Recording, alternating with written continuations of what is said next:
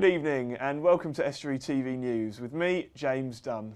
On tonight's show, find out why this councillor thinks he's mad. I must be mad. This is the fourth year now in succession. And we speak to John Byrne from the YMCA Humber about the event. Finally, Tom Reed takes a look back at an exciting weekend of sport. But first, here's Erica Barker with the news headlines.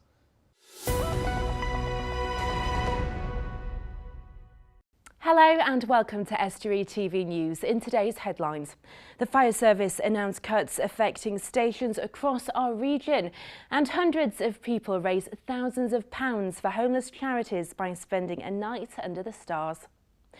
Humberside Fire and Rescue has announced considerable cuts to engines, staff and stations across the region to save £2.5 million.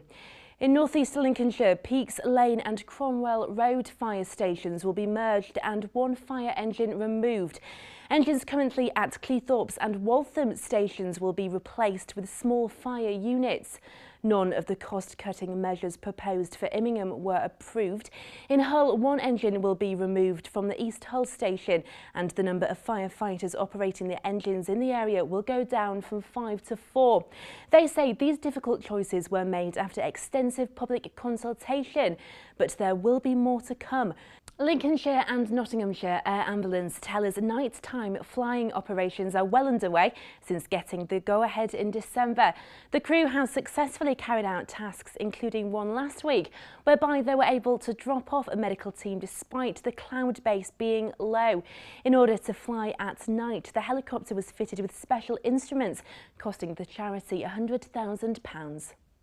52% of our accidents are all involved with road traffic collisions, RTCs as we call them, and we tend to go to those because they can often have the most traumatic injuries, and obviously when you've got traumatic injuries the key thing is to get the patient to hospital as quickly as possible. We also go to a lot of accidents in remote locations, and these can be sporting accidents or horse riding accidents. We have a lot of horse riders in the two counties that we cover. And again, they can be in difficult locations for a ground ambulance to get to. A special service will be held to remember 36 Hull trawler men who died when their ship, the Gaul, went down off the coast of Norway. It's the 25th service to be held on the banks of the Humber, taking place this Saturday. It'll mark 40 years to the day since the disaster. Charles Pinder, chairman of the Fishing Heritage Group Stand, said it was the single largest loss of life in the history of the fishing industry. It takes place from midday at St Andrew's Retail Park, and the service will be followed by a minute silence and the traditional ringing of the Gaul bell. A new business hub has opened at Freeman Street Market. Funded by the Freeman of Grimsby, it's hoped it'll help the East Marsh keep homegrown talent in the area and attract business investment. The hub has super fast internet and conference rooms, aiming to inspire business people and creative professionals who have previously been forced to go elsewhere because of a lack of facilities. Freeman Street Market is at the hub of the East Marsh. It always has been and it always will be. And what we've got to recognise as Freeman is that the East Marsh is changing. It's changing in ethnicity, it's changing in the social makeup of the area. We believe that this creative hub that we've officially opened today will offer opportunities for new businesses, particularly in media, arts and that type of industry, and the renewables, to have a base in this particular market area.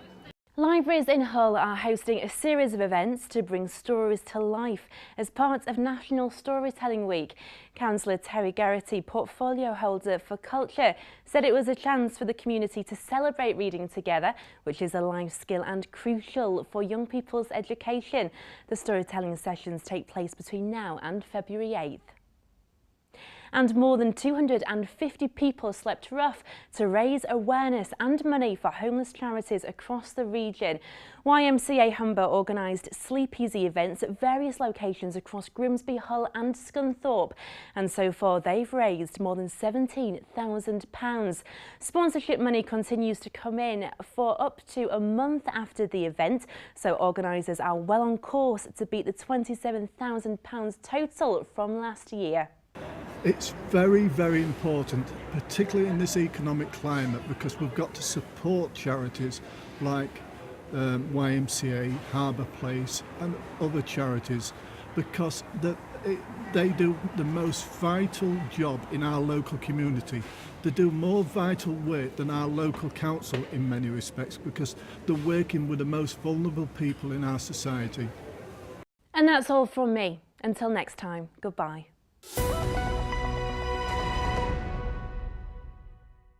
Thanks, Erica. Now, sleeping rough is a last resort for thousands of people across the region. But on Friday night, more than 250 people chose to take to the streets for the big Sleep Easy event.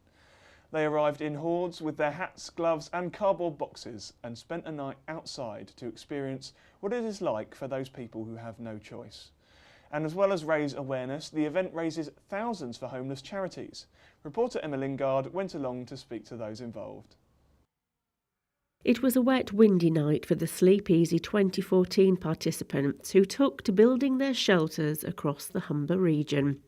In Grimsby, veteran fundraiser councillor Steve Bazant was again mucking in to help with awareness of homelessness. I must be mad. This is the 4th year now in succession, each of the years it's been going. And to be honest, I really enjoy it, not just for raising funds for the YMCA, which I think is vital, it is, because they do a fantastic job, but to get the part of the experience of what it's like to sleep rough. I haven't had a minute's sleep in each of the 3 previous years, but actually to be involved from actually building the shelter, going out, getting my own cardboard, and you imagine a rough sleeper going out every day, getting their own cardboard or whatever, scourging. It must be horrendous, and they don't know they're coming to a safe location.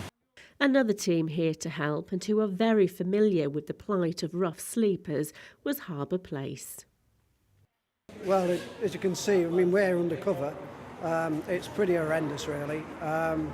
There is homeless people and people sleeping on the streets in this weather.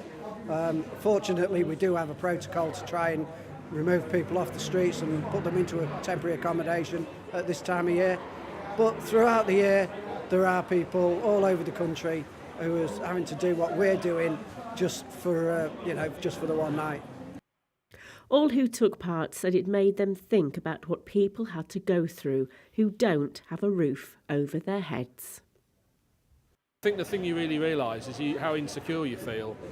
There's no security in this sort of situation, and if you were doing this for real every day, I mean, what do you do with all your stuff? It's fine for us, put it up, bit of fun, have a night out, pack it away, go back to work, go back to your life, whatever it is. But for somebody doing this for real, no fun at all. Must be incredibly difficult to keep your life together during the day. We all come across, and Joanne works in care, Anne works at the library, and I work with the unemployed, so we all come across people that have really hit hard times, and if you can't give a bit back and just spend one night, it's a little bit sad. There's quite a few homeless that sit in town, and I pass them going in backwards and forwards to work, and it looks so sad, so sad. It's sad, and I think with the way it is today as well, with like more people unemployed and money's hard, isn't it? So it's just nice to be able to do something and help them that might not get the help that they need sometimes. And we did say just 12 hours for us to be uncomfortable and a bit cold, when these people do it night after night. So we did think it was a good idea to just do this. Thanks, Emma. Now, today with me I have Jonathan Byrne, one of the many people who has spent the last few months planning and promoting this event to make sure it's a success. Now, John, it was a cold night, but it looked a little bit like a lot of fun as well, Ed. It certainly was, yeah. There was a lot of people took part in a shelter competition, and there was a number of great designs there that really caught the imagination. I think that the winning one actually came from Grimsby Institute, and they built a castle complete with a drawbridge and a dragon that lit up. Brilliant. Now, as well as organising the event, you took part as well, didn't you? Yeah, I did. Yeah, I took part. It's my 4th year doing Sleep Easy, so yeah, I was out there. Didn't get any sleep on the night, but I was out there raising funds, yeah, for the event. What was it like being out there sleeping in Freshly Place car park for the evening? Because we were quite high up in the car park, there's little protection from the elements. You had the roof which kept us dry, thankfully, on the night, but the wind was certainly howling through there. And then when the lights went out around about midnight, it was pitch black, really dark. Yeah, you had all the noises during the night, which I think unnerved a few people, and it sort of gave you a different feel for what it might be like to be homeless, rather than just the conditions. It's all the other things that come with it. Because of course you do that for one evening. There's 70 people around you who turned up that night. It's a lot of fun, but of course you know that after that evening you can go back home to your bed. Exactly, yeah. I think come 6 o'clock in the morning, we were all really relieved to be packing up, going back to our beds, and nice warm home and spending a few hours asleep. But of course, when you're homeless, you haven't got that luxury, and they will be obviously facing a full day out on the streets with everything that the weather can throw at them. Because of course it's not just the evenings as well, then you've got another day. Exactly, yeah, you've got the days, and what do you do to pass your time in the days? Wandering the streets looking for somewhere to get something to eat or to get some shelter. And you've raised quite a lot of money, haven't you, so far already? You're up to, what's the amount? Up to 17,000 already so far, which is just a tremendous effort from everybody. And is that the same rate as you were last year? Is it around? Slightly up on last year, which we're really pleased with. Yeah, we're about £1,000 up on this time last year. So it's just tremendous fundraising from everyone across the region who's taken part. And in total last year you raised? 27,000 last year, so there's still a bit of a way to go, but I know that already from speaking to people on Friday night that they're out there collecting the cash donations, and they'll be bringing them in over the course of the month. And obviously this is another thing that will happen again next year? Hopefully so, yeah. We've already had people coming up to me on the night saying, oh, what about Sleep Easy 2015 then? And plenty of people on Twitter saying, oh, it looks such a great event, I'd love to take part next year. So no doubt we'll be back at the end of January next year doing another Sleep Easy. Great, thanks for coming in today, John, and we'll wish you all the best for next year. Thanks, James. Now, here's Tom Reed with the weekend sporting fixture results. Hull City got a credible 1-1 draw against Tottenham at the KC Stadium. Shane Long scored his first goal for the club from fellow new signing Nikita Jelevic's pass to give them the lead, before Paulinho struck an equaliser for the visitors. In the FA Trophy, there were contrasting results for Grimsby and North Ferriby. The Mariners went through to the semi-finals after a 4-1 win against Tamworth. Lionel John Lewis opened the scoring, and new signing Omar Tunkara got his first goal for the club before late strikes from Paddy McLaughlin and sub Andy Cook. Unfortunately, North Ferriby lost 2-1 to Gosport to end their Wembley dreams, with Dean Lyles scoring for the villagers. Scunthorpe are now 13 games unbeaten after a 0-0 at Hartlepool, but with 4 draws on the trot, Chesterfield have overtaken them at the top of Sky Bet League 2. Grimsby Borough lost 2-1 away at Clipston with an own goal from Peter Stubley. Cleethorpes Town vs Shirebrook Town was postponed and will now be played on Wednesday the 12th of March. Curtis Woodhouse's Goulside lost 1-0 away to Colville in the EvoStick NPL First Division South. At the Hawthorns, Brigg drew 2-2 against Market Drayton after squandering a 2-0 lead in the last 5 minutes. In rugby, East Market Raisin and Louth defeated Paviers 22-7 in the Midlands 1. In the Midlands Junior Vars semi-final, the Cleethorpes game against Rugby Lions was postponed and has been rearranged for Saturday the 22nd of February. The winners will then face Long Buckby in the final at Twickenham. In hockey, Grimsby Seconds beat Hull University Thirds 10-0. In ice hockey, Hull Stingrays beat the Fife Flyers 4-1 on Saturday, but on Sunday they suffered a 2-1 defeat away to Cardiff Devils after a shootout. Wednesday they are up against Fife Flyers again, with face-off at 7 rather than 7:30 due to the game being broadcast on TV. Finally, in lacrosse, Hull beat Lincoln 9-6 in the Humber Derby, having staged a remarkable comeback trailing 5-1 at one stage. Thanks, Tom. Now that's all from us tonight, but don't forget that if you know of any local stories or issues, get in touch by phone on Grimsby 315561, on Facebook or Twitter at Estuary TV, or email us on news@estuary.tv. Thanks for watching, I'll see you next time.